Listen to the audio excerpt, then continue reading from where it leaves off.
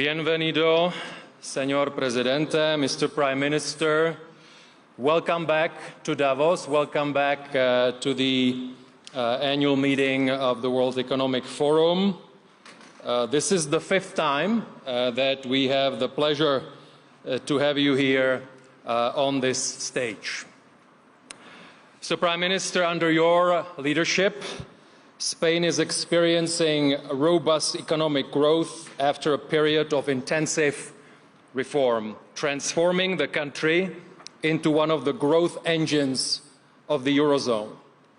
GDP grew by 3% in 2024 and will remain strong at 2.3% this year based on the OECD numbers. So last year, you were the fastest growing major advanced economy. Spain has also played a critical role in addressing some of the most urgent global challenges. As a country highly engaged on the climate and nature agenda, you have also understood that adaptation and mitigation represent both a clear human imperative, but also an economic opportunity. In the Middle East, Spain has worked tirelessly to promote peace, stability, and humanitarian support in the region. So, Prime Minister, you have also strongly supported Ukraine's sovereignty and territorial integrity, working with international partners to provide both humanitarian and military assistance while pushing for lasting peace, just peace, and security in Europe. Today, we are fortunate to have you with us, and you will share with us your vision for Spain and its role in Europe and the world. And obviously, the world is changing rapidly, so we're very curious to hear from you. Mr. Prime Minister, the floor is yours.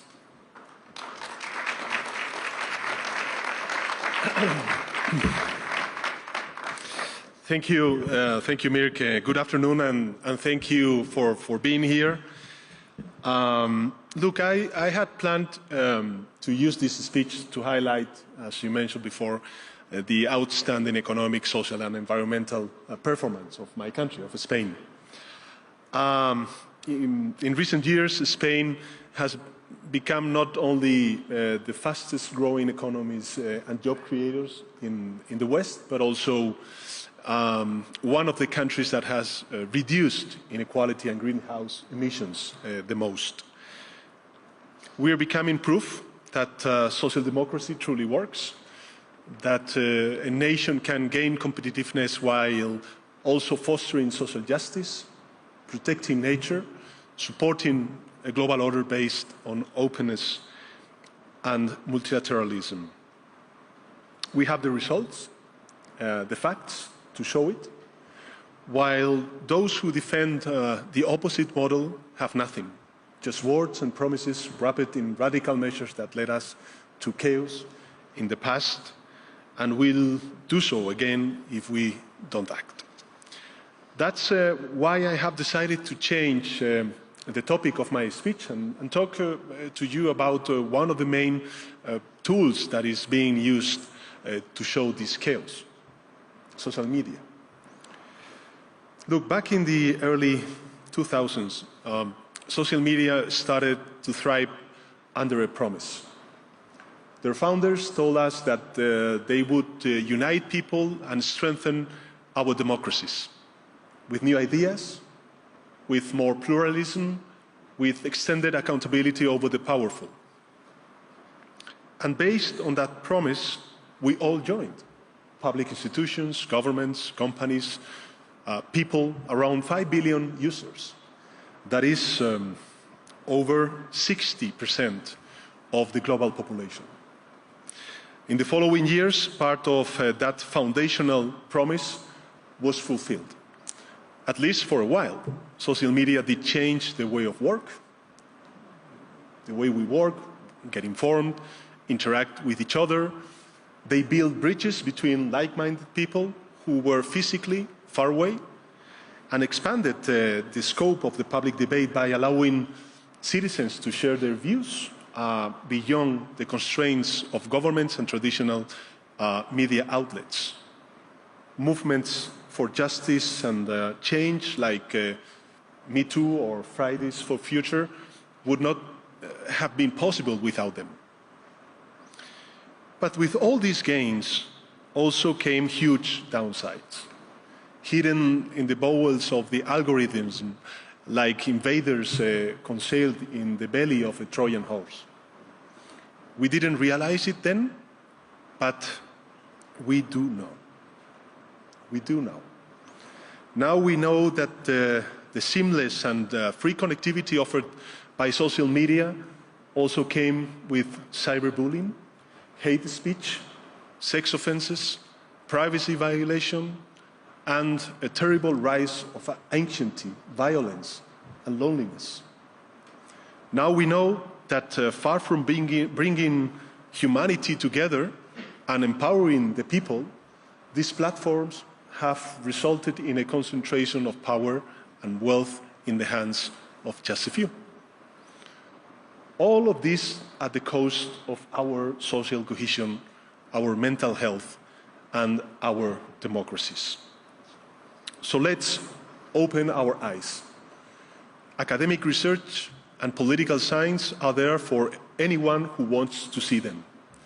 Major social media are harming the liberal order and the democratic system in at least three powerful ways that we cannot continue to ignore. First, social media are oversimplifying and polarizing the public debate. 280 characters or a 30-second video are not enough to explain almost anything important.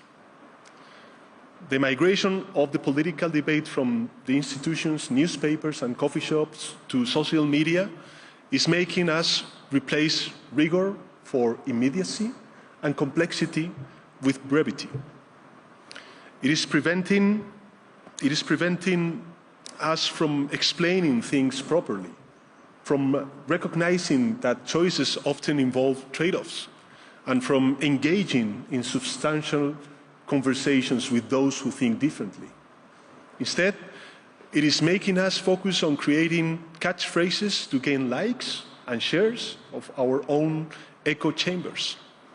And this, in turn, is transforming us into a society increasingly divided and easy to manipulate.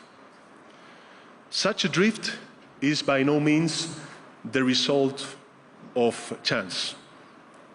On the contrary, it is deeply connected to the second way in which social media are eroding our democracies, by fostering misinformation. Every day, our feeds and walls are filled with altered images, flawed data, and fake news that distort our perception of reality. Fake news that made many people believe that the COVID-19 virus didn't exist, that the ethnic and cultural minorities that live in our countries are the source of all our problems, that the state is a scam working against the interests of citizens. Every day, we consume millions of fake news that are 70% more likely to be shared than the real ones, and that the owners of large social media companies have chosen not to stop. Not because it is hard or because they have read Derrida, but because they are good for business, because they drive more clicks and advertisers, and because they help to advance their political agenda. And this is the third and most terrible way in which social media are damaging our democracies, by becoming tools to replace votes with likes. We were told that these platforms would help to level the playing field, but instead they have made it even more unfair. Data suggests that around 1/3 of social media profiles are actually bots. and that nearly half of all internet traffic is driven by them. Searchers are completely biased by ad services and boosting hacks, and they feed algorithms far from promoting fairness, are being engineered to hide certain political views and foster others. What was supposed to be a space for constructive debate and the free exchange of ideas has become a rigid battlefield filled with manipulation, censorship, and falsehood. And let's be clear, this didn't happen by mistake. It has been fueled in a systematic way. Of course, by foreign powers like Russia that want to weaken our institutions and alter our democratic processes. By anti-system political forces that want to bring chaos to our societies and use it to seize power like fascists did in the past. And by owners of the big social media themselves, a small group of techno-billionaires that are no longer satisfied with holding nearly total economic power. Now they also want political power in a way that is undermining our democratic institutions. And they don't even hide this goal. For instance, Peter Thiel, co-founder of PayPal and one of their leading ideologies, openly admitted in an interview that techno-billionaires want to overthrow democracy because, and I quote, they have stopped believing that freedom and democracy are compatible. And we should wonder, the freedom of whom exactly? Because democracy is not only compatible with the freedom of the people, it is the necessary precondition for it. What truly limits democracy is the power of the elites. It is the power of those who think that because they are rich, they are above the law and can do anything. That is why, my friends, that is why the tech billionaires want to overthrow democracy. This, ladies and gentlemen, is the truth and the terrible threat we face. The technology that was intended to free us has become the tool of our own oppression. The social media that were supposed to bring unity, clarity, and democracy have brought division, lies, and a reactionary agenda. And they have begun to compete unfairly with the strategic sectors of our economies, such as banking, retail, and media outlets. And they have ended up in the hands of a reduced group of men, by the way, only men, whose combined wealth triples the entire European Union's budget. In this context, many public figures and media outlets have chosen to give up and leave these social platforms. A decision that, of course, I fully understand and respect. In fact, I myself have considered doing the same, because, frankly, my life would be much easier. However, I also believe that social media have transcended what they once were. I believe they are too important, especially for younger generations, to keep considering them mere businesses, owned by someone who can manage them at their will. I believe social media are now a common resource for humanity, like the oceans, and they should be protected and managed accordingly. Because in my view, the original promise that social media were built upon is still possible. If we correct the many wrongs and do things right, we can still turn these platforms into a space of dialogue, participation, and freedom to improve our societies and strengthen our democracies. The fact that so many people are using them for that is proof. But of course, to achieve this, we will need to act swiftly and decisively. We need to create a common front that unites all who believe in democracy, regardless of their political ideologies and take bold measures to tackle this bold threat. And today, I would like to advance 3 ideas, 3 measures that I will propose to all European leaders in the next formal Council meeting that will take place in Brussels. First, I propose putting an end to anonymity on social media. In our countries, no one can walk the streets with a mask on their face or drive a car without a license plate. No one can send packages without showing an ID or buy a hunting weapon without giving their name. And yet, we are allowing people to roam freely on social networks without linking their profiles to a real identity. This paving the way for misinformation, hate speech, and cyber harassment, because it is facilitating the use of bots and it is allowing people to act without being held accountable for their actions. Such an anomaly cannot continue. In a democracy, citizens have the right to privacy, not to anonymity or impunity, because with those two, social coexistence would be impossible.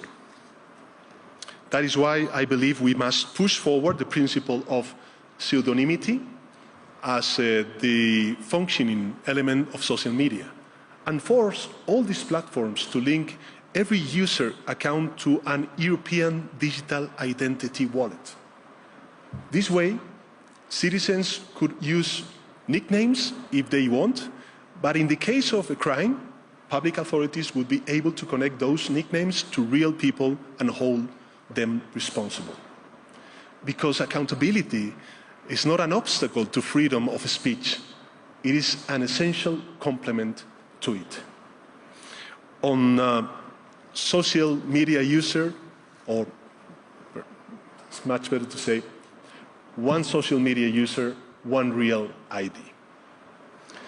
This is the only way to really ensure that minors do not access inappropriate content, that people who commit crimes are banned or prosecuted from social networks, and that the millions of fake profiles that exist and influence the public conversation are removed. My second proposal is to force open the black box of social media algorithms once and for all. The values of the European Union are not for sale. Safeguards like content moderation and fact-checking are both legal and moral requirements that must be followed by all. That's why I think we have to fully enforce the Digital Service Act, making it clear to big companies that its provisions are non-negotiable and strengthening sanctions for those who do not comply. By the same token, I believe we should also reinforce the capacities and competences of the European Centre for Algorithm Transparency, so it can inspect the functioning of social networks without any limitations, and create special funding to make this issue one of the EU top research priorities. We must put our brightest mind to work on this, just as the enemies of democracy are doing. Of course, there's no point in holding social media users and employees accountable if their owners are not, especially considering that they are among the richest and most powerful people in the world, and that the biggest fine ever imposed by the European Commission on a tech company equally to 0.6% of its annual profits. I repeat, 0.6% of its annual profits. Or, to put it differently, to what that company earned in less than a day. So that's my third and final proposal.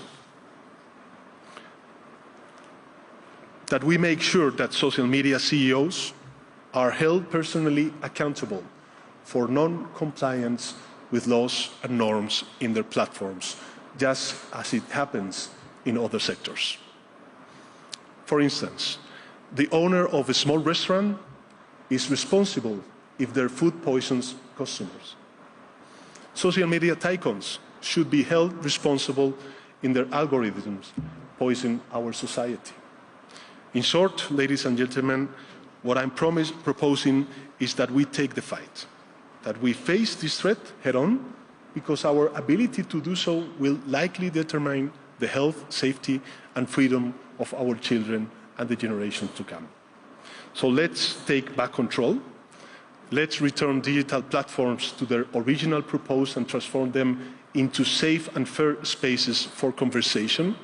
And let's stop those who want to turn them into a weapon for dismantling our democracies. In a nutshell, let's make social media great again. I know it won't be easy.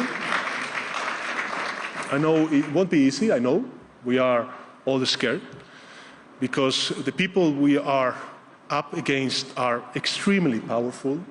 They have almost unlimited financial and technological resources and very dangerous allies, and they play dirty because they don't follow our moral rules and live in a world without consequences.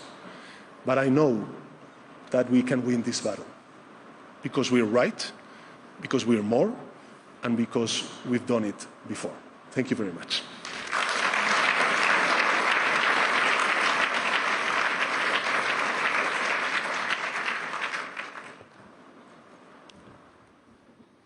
Mr. Prime Minister, thank you so much for this special address.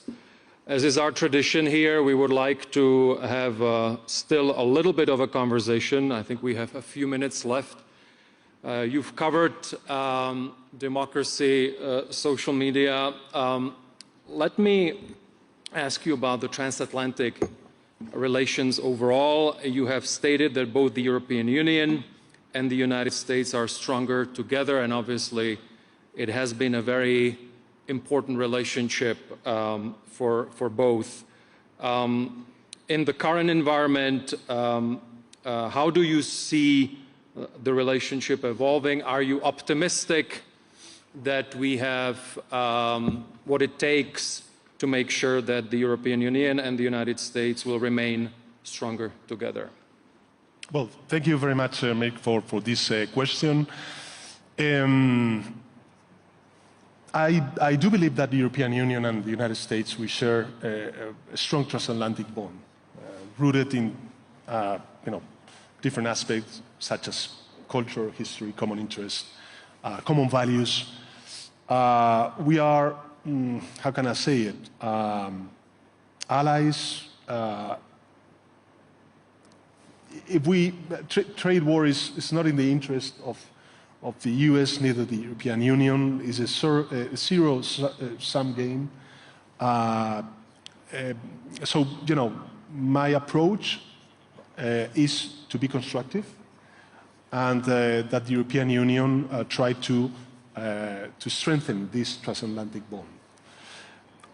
Second, I think that, of course, the world is very big. There are global players besides the US, and I think that the movements that the current Commission, and with Ursula von der Leyen as President, is taking, go, in my opinion, in the good way. I explain myself. I think it is very important, the trade agreement that we achieved, the European Union with Mercosur, also with Mexico. We had different agreements over the last months with Chile, with Canada years ago, and I'm pretty sure that the Commission is also, working with other regional blocs and countries to strengthen and bridge this trade relationship. I think this is very important for the European Union, because we will earn more influence in the geopolitical debate and geopolitical stage, and of course it will enhance our economic development as a continent.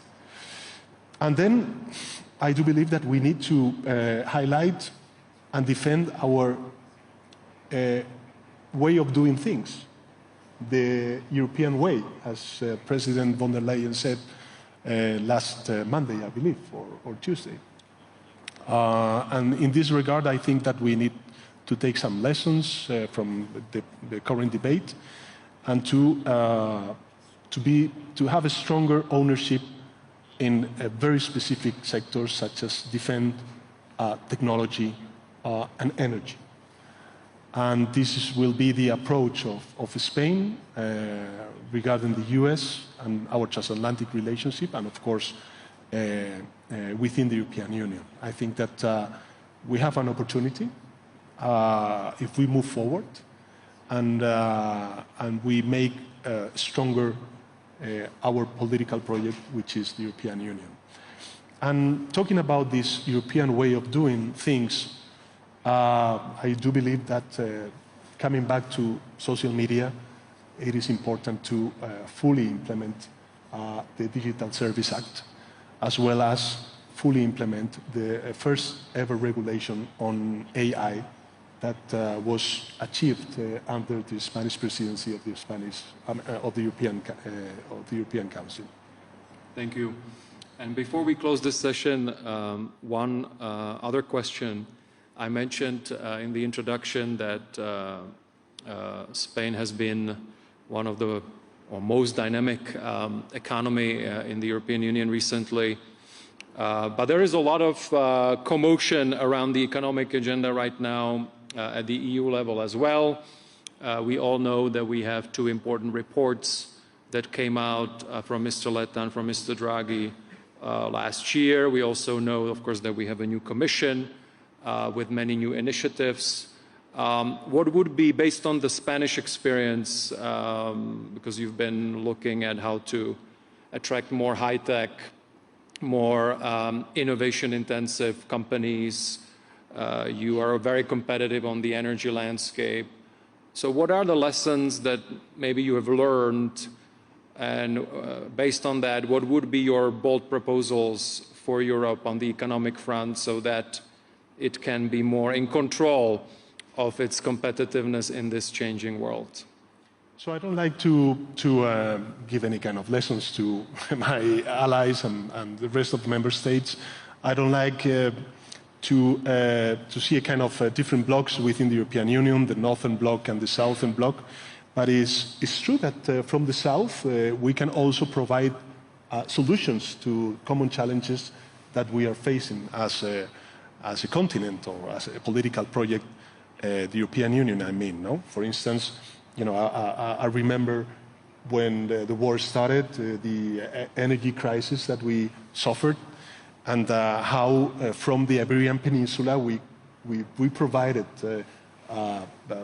different answers based on our different energy policy, renewables and green energy policy, to earn more energy autonomy as the European Union.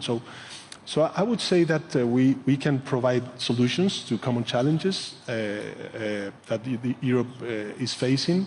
Second, I do believe that that this combination of structural reforms and funds to enhance this digital transformation and a green transition is a good formula, is a good equation, which I think that we need to repeat it after 2026, because at the end of the day, if we define altogether public goods at European scale, such as defense, security, digital, or science and energy, as Draghi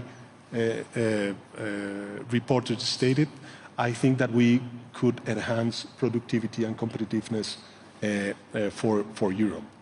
And last but not least, I think that that we need more trade, no less. I think that, as I said before, what is important to show the rest of the world is that we are an open society, open economies, and what we want to do is to strengthen multilateralism and, of course, to bridge positive relationship with other parts of the world. Of course, we want to do it with the European Union and with the US, of course, but we also want to do it with Latin America, which is a region very close to Spain and, of course, to Portugal, but with Africa, with Asia, with China. I think one of the challenges that we have ahead, the European Union as a whole, is how do we define a positive and a constructive, and of course an exigent one, relationship, a common relationship towards China. So we have a lot of challenges ahead, but as all Europeans know, crisis is that tool that Europe needs to move forward. The thing is that really we know what we need to do. Mm-hmm. You were talking before about the capital union market. It is a must. Mm-hmm. There's a lack of political willingness, and this is something that now we need to overcome. We need that political willingness in order to have that tool and to enhance productivity and competitiveness in Europe. Mr. Prime Minister, thank you for your address today, also for the short conversation. I really appreciate it that you shared your views, but also you shared a lot of solutions, ideas, and it is a very can-do, on the front foot attitude that you showed us here. Really appreciate it. Good luck with your work to more competitive Europe, and we look forward to welcoming you back at the annual meeting in the future. Thank you. Thank you very much.